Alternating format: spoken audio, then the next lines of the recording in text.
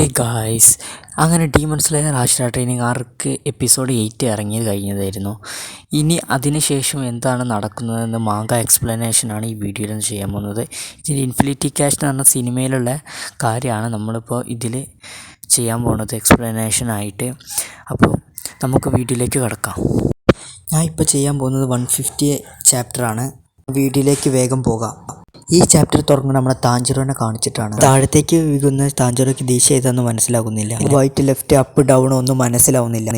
ഈ സമയത്ത് താഞ്ചിറോൻ്റെ മനസ്സിൽ എത്രയും പെട്ടെന്ന് മൂസാൻ്റെ അടുത്ത് എത്തണം എന്നായിരുന്നു. എന്താ വെച്ചാൽ തമീസാൻ മൂസാൻ്റെ അടുത്തായിരുന്നു. അതുകൊണ്ട് തമീസാൻ മരിക്കുന്നു അല്ലെങ്കിൽ എങ്ങനെയെങ്കിലും അപകടം പറ്റുന്നതിന് മുമ്പേ മൂസാൻ്റെ അടുത്ത് എത്തണം എന്നായിരുന്നു താഞ്ചിറോയ്ക്ക്. ആ ഒരൊറ്റ ചിന്ത മാത്രമുള്ളായിരുന്നു താഞ്ചിറോയ്ക്ക്. താഴത്തോട്ടേക്ക് വീഴുകയാണെന്ന് മനസ്സിലാക്കിയ താഞ്ചിറോ എന്ത് ചെയ്യണമെന്ന് പറയുന്നതിന് മുമ്പേ തന്നെ ഗിയോ വന്ന് അവനെ ഒരു സ്ഥലത്തേക്ക് അങ്ങോട്ട് തട്ടിവിടും.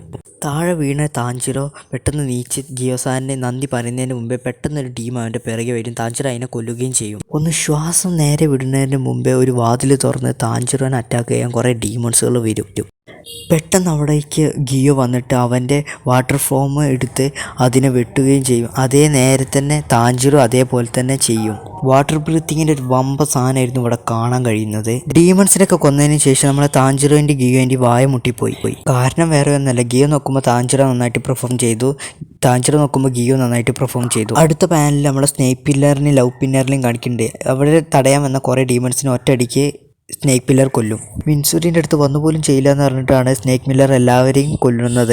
ഇത് കണ്ടിട്ട് നമ്മളെ മിൻസുരിക്ക് ഒരു ക്രഷ് അടിക്കുക എന്ന സീനാണ്. അടുത്ത പാനലിൽ നമ്മളെ സ്റ്റോൺ ആശ്രയും മിസ്റ്റർ ആശ്രയും 2-3 ഡീമൺസിനെ കൊന്നിട്ട് ഇങ്ങനെ ഓടിപ്പോകുന്ന സീനാണ് കാണിക്കുന്നത്. ഇവിടെ ഇവർ രണ്ടുപേരുള്ള കോൺവെർസേഷനാണ് നടക്കുന്നത്. ഇവിടെ വെച്ചാണ് സ്റ്റോൺ ആശ്രയം മിസ്റ്റർ ആശ്രയനോട് പോയി പറയുന്നത് ഉബേഷുക്ക് മരിക്കാനായി കിടക്കുകയായിരുന്നു, അതുകൊണ്ടാണ് അയാളൊരു ബീറ്റ് വെച്ചാണ് മൂസാനെ ഇവിടെ കൊണ്ടുവന്നത്. ഇതെല്ലാം കേട്ട മിസ്റ്റർ ആശ്രയ്ക്ക് നല്ല ദേഷ്യം വന്ന്, കാരണം മറ്റൊന്നല്ല പുള്ളിക്കാരൻ്റെ ബ്രദറിനെയാണ് രണ്ടാച്ചൻ എന്നുള്ള സ്ഥാനം നിർവഹിച്ച ഉബയാഷുക്കിനെയാണ് മൂസാൻ കൊന്നത്. ഇപ്പോൾ സ്റ്റോൺ ആശ്ര പറയുന്നുണ്ട് ഇത് നിനക്ക് മാത്രമല്ല എല്ലാവർക്കും ഇത് തന്നെയാണെന്ന് പറഞ്ഞിട്ട് ഇയാളെ മോക്കൊന്ന് വേറെ ലെവലായിട്ട് തന്നെ കാണിക്കുന്നുണ്ട്. അടുത്ത പാനൽ നമ്മളെ ബിഗ് പില്ലർ നല്ല കറങ്ങി ദേഷ്യത്തോടെയാണ് നിൽക്കുന്നത്. പുള്ളിക്കാരനെ ഉബയാഷുക്കിനെ രക്ഷിക്കാൻ പറ്റില്ല എന്നുള്ള സങ്കടത്തോടെ നിൽക്കുന്നത്.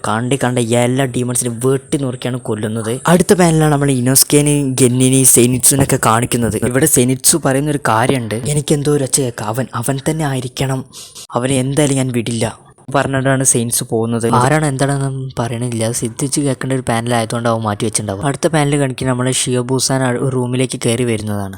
ആ റൂമിൽ കുറേ പെണ്ണുങ്ങളെ കൊന്നിട്ടിട്ട് നടുവിലൊരാൾ ഇരിക്കുന്നുണ്ട്.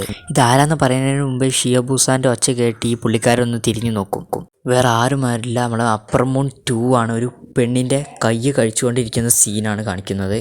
ഇത് കണ്ട് ഞെട്ടിയിരിക്കുന്ന ഷിയോബൂസാനെ നമ്മളിവിടെ കാണുന്നുണ്ട്. അടുത്തത് എന്താണെന്ന് അറിയണമെങ്കിൽ നമ്മളെ ചാനലൊന്ന് സബ്സ്ക്രൈബ് ചെയ്ത് വെച്ചേക്കുക. എന്നുവെച്ചാൽ ഇതേപോലത്തെ നല്ല നല്ല വീഡിയോസ് ഇനിയും വരുന്നതായിരിക്കും. ഈ വീഡിയോ നിങ്ങൾക്ക് ഇഷ്ടപ്പെട്ടെങ്കിൽ ഈ വീഡിയോ ഒന്ന് ലൈക്ക് അടിച്ച് ഇതേപോലത്തെ നല്ല വീഡിയോസ് കാണാൻ താല്പര്യമുണ്ടെങ്കിൽ ഈ ചാനലൊന്ന് സബ്സ്ക്രൈബ് ചെയ്ത് വെക്കുക. പിന്നെ ഇതേപോലത്തെ നല്ല നല്ല വീഡിയോസ് ഇനിയും വരുന്നതായിരിക്കും ഈ ചാനലിൽ.